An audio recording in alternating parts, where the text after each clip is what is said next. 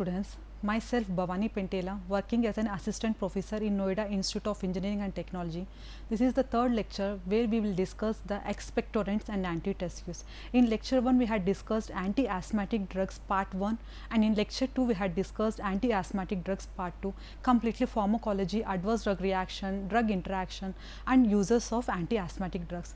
In this lecture we will go and we will cover the expectorants and antitussives. Expectorants and antitussives. Before explaining these expectorants and antitussives, let me see a small revision of any previous topics.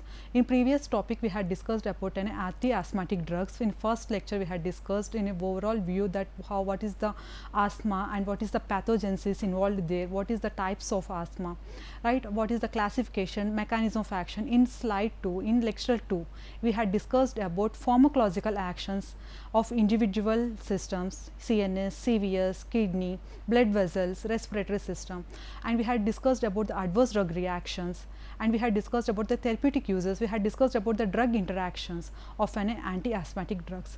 So, we will move into the next topic, expectorants and antitussives. So, without any further delay we will dive into the class. So, what is a cough? So, cough is it is a protective reflex, right? Cough is a protective reflex, helps to expel irritant matter, or it will expel the irritant substances from the respiratory tract.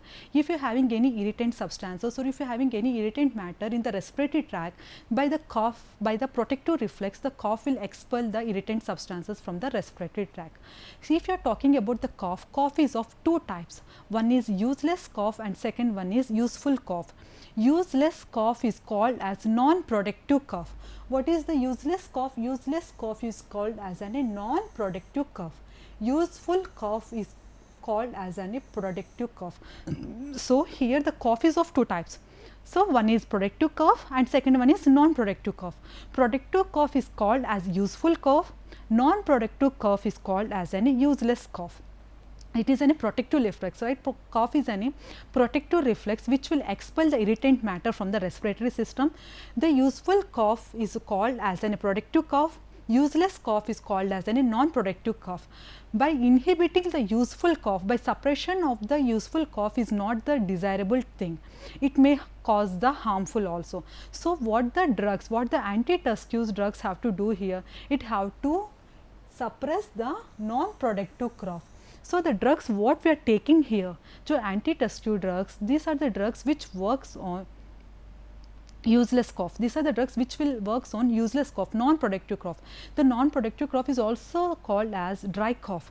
So, by suppression of a useful cough or a productive cough which is not desirable because it can cause the, because it is an productive cough is a protective reflex, it can expel the irritant matter from the respiratory system. If you are suppressing this cough, then the how it can expel the irritant matter from the respiratory system, sometimes it may be harmful also.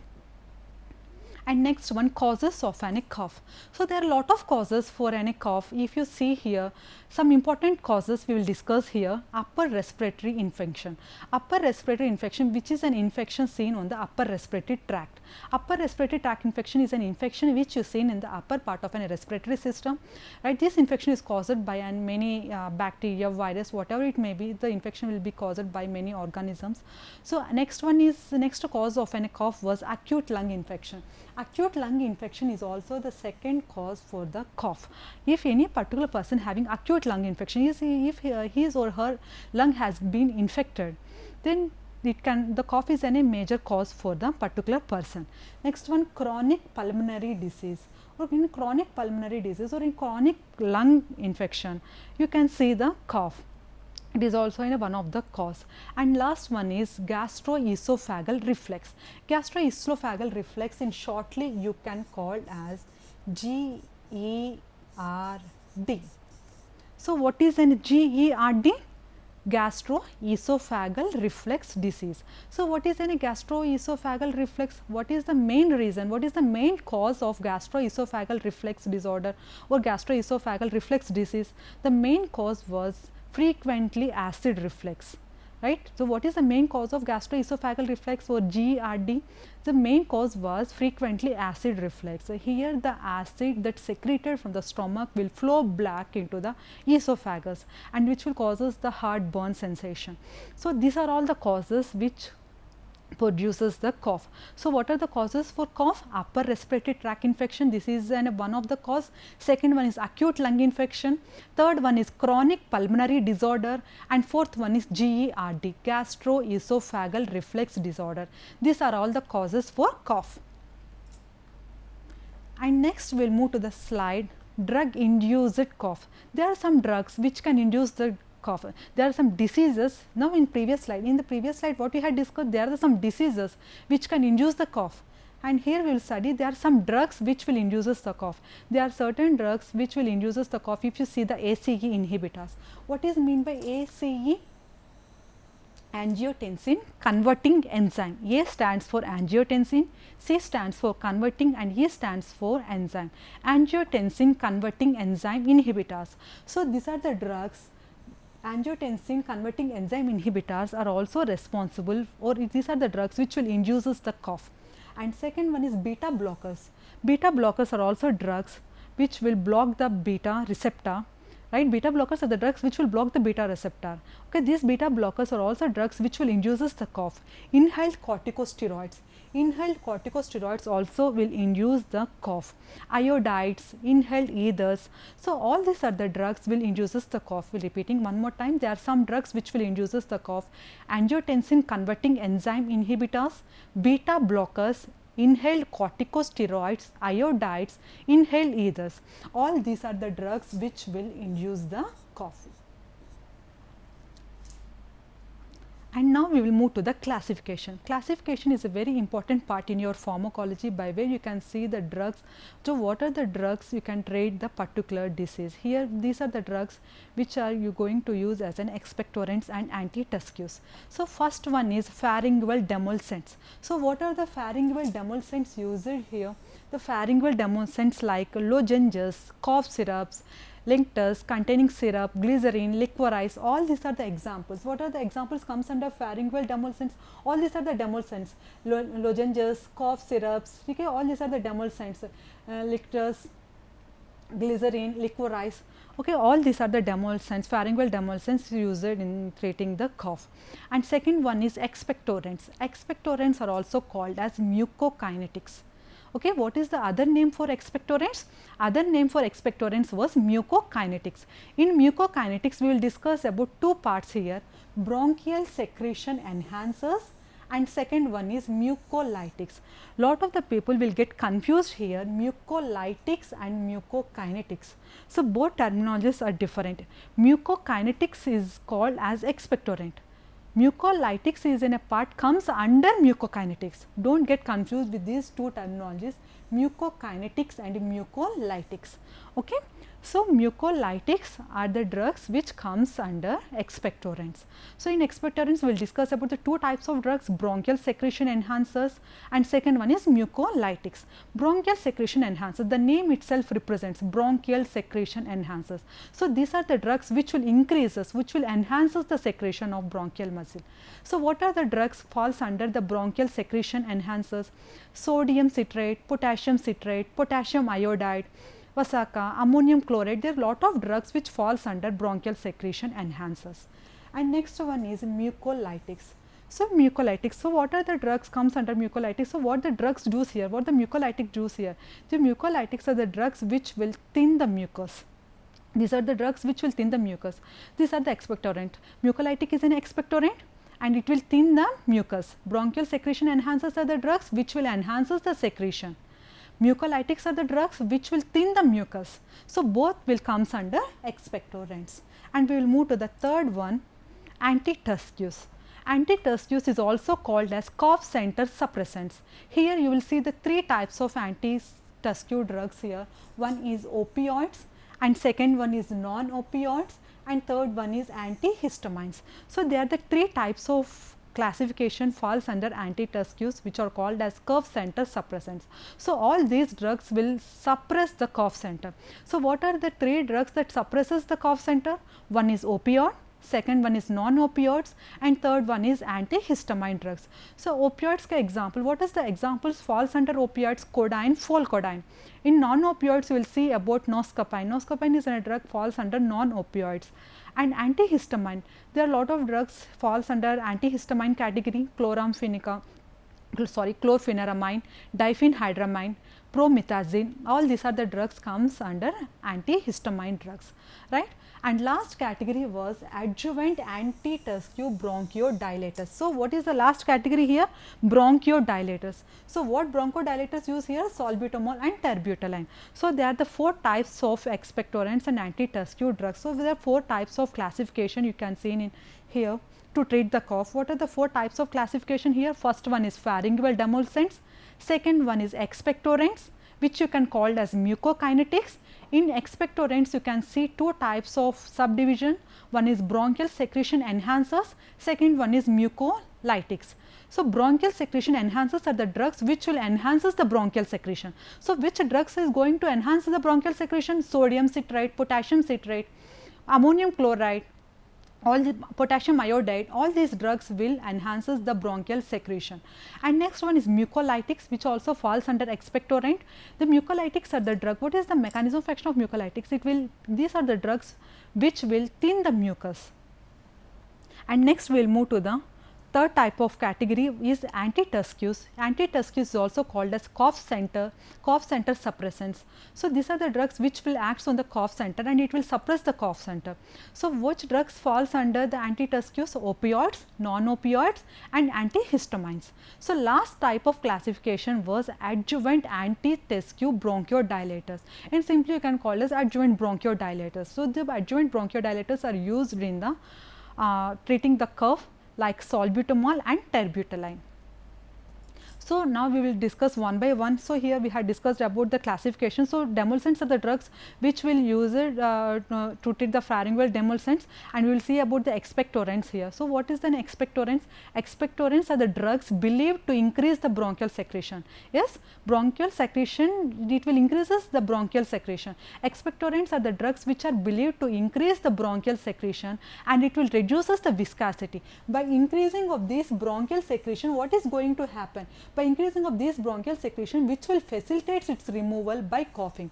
When the particular person cough, when the particular person having the coughing, by increasing of bronchial secretion, it will facilitate the removal of the sputum which is present inside the tract, and it will reduces the viscosity of an it will reduces the viscosity. By this reducing of viscosity, the expel the substances which can expel or which can remove from the cough, right. And second one here, second point discussing here, sodium and potassium citrate are considered to be increased bronchial secretion. So, these are the drugs, because the sodium citrate is a drug falls under expectorant, potassium citrate is also another drug falls under expectorant. So, the both drugs will increases the bronchial secretion.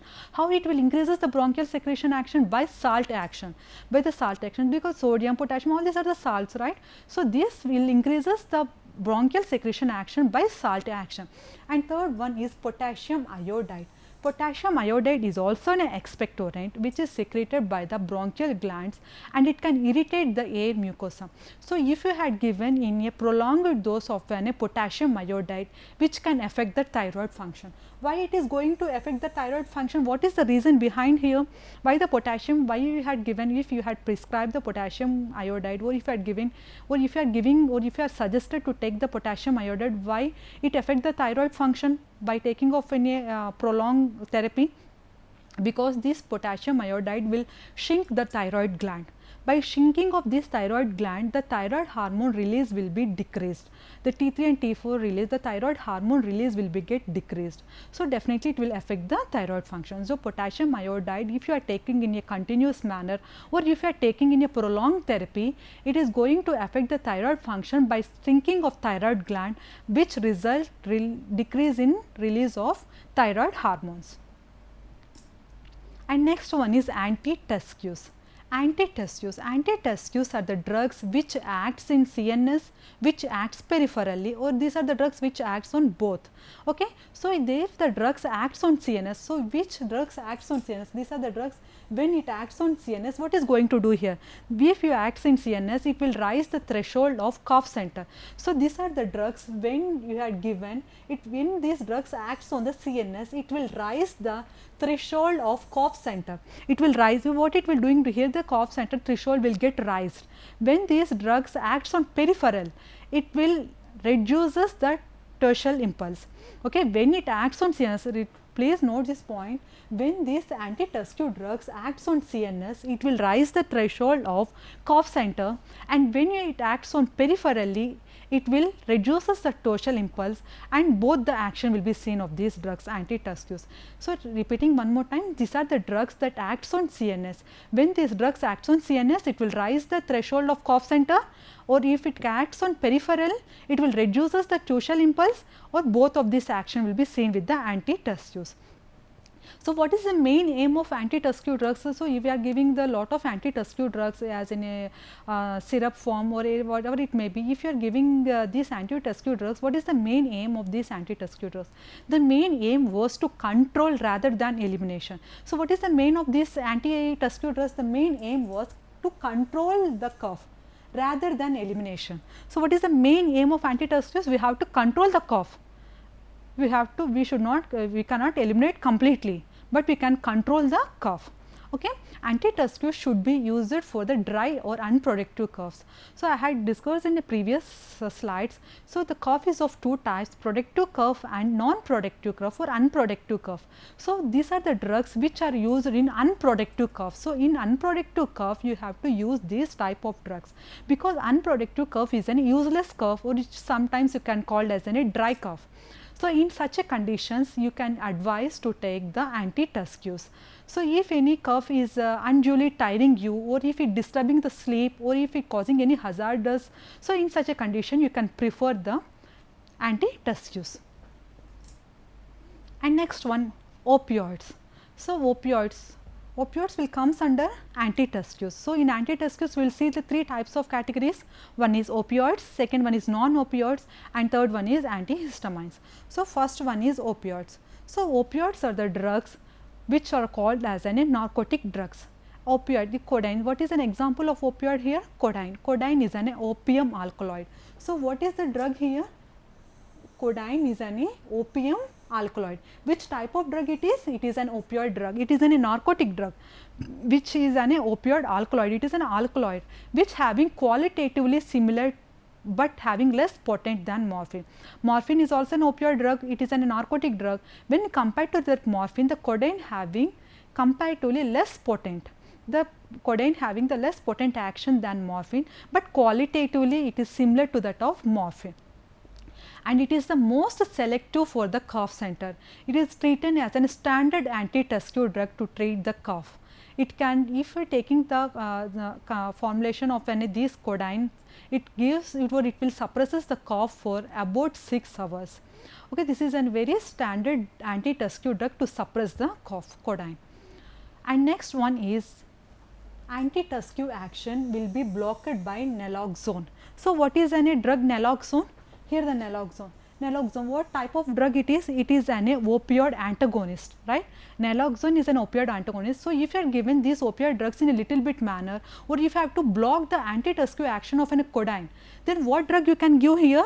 Naloxone. Naloxone is a drug which will block the action of codeine. How it will block the action of codeine? By binding to the opioid receptors. Yes, so codeine is a drug, it will shows the antitussive action, it will reduces or it will suppress the cough by binding to the opioid receptors, right. This naloxone drug also will bind to the opioid receptor and it will antagonize the action of codeine, and it will decreases the antitussive action, or it will block the antitussive action of any codeine. So, what are the three types of receptors for codeine or any opioid drugs? So, what are the three types of receptors of opioid drugs? There are three types of receptor. One is mu receptor, second one is kappa receptor, and third one is delta receptor. So, these are the three types of receptors of opioids. So, these three types of receptors comes under opioid receptors when these drugs, if you are talking about the morphine or codeine, whatever the drug, whatever the opioid drug, these are the drugs will bind to this receptor and it will shows its action. So, these are the drugs will block the action by taking the naloxone drug. So, all the action will be blocked by the naloxone drug, but one of the main drawback, one of the main side effect or one of the main chief drawback of the codeine was constipation. If you are comparing about the liability abuse, it is very low compared to that of morphine, the abuse liability is very low, but still it having constipation is a severe side effect. Next one, non-opioid. A non-opioid is an noscopine drug. It is an opioid alkaloid of benzoisoquinoline series, right? It is also an opioid alkaloid. Non-opioids. Non-opioids ke example. What is the example for non-opioids? Noscapine. Noscapine is an example, falls under non-opioids. It is an opium alkaloids of benzoisoquinoline series. So, which series it is? It is an opium alkaloid, falls under benzoisoquinoline series. It falls under benzoisoquinoline series. It depresses the cough. As like opioids, the non-opioid drug, the noscapine is also will depresses the cough, but having no narcotic action, no analgesic action, no dependence will be seen with these non-opioids. Non-opioid drugs are also called as non-narcotic drugs. So, these are the drugs when you had given, it will suppresses the cough without showing any analgesic action or dependent action. It is nearly equipotent to the antitussive like codeine. So, if you are talking about this noscapine drug, it is equipotent. It is almost all equipotent to that of any codeine action. Especially, you can use this drug noscapine in the spasmodic cough. So, here what is meant by spasmodic cough?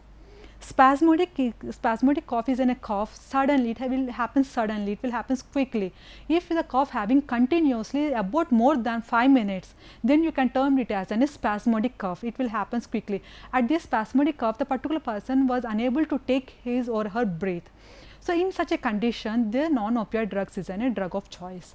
And what are the main side effects you can see with the non-opioid drugs? Headache, nausea, these are the common side effects with the noscapine drug. And it can release the histamine and produces the bronchial constriction in asthma. As like opioid drugs, the codeine also will releases the histamine from the master cell. As like opioids, the non-opioid drugs, here noscapine, will also release the histamine from the master cell.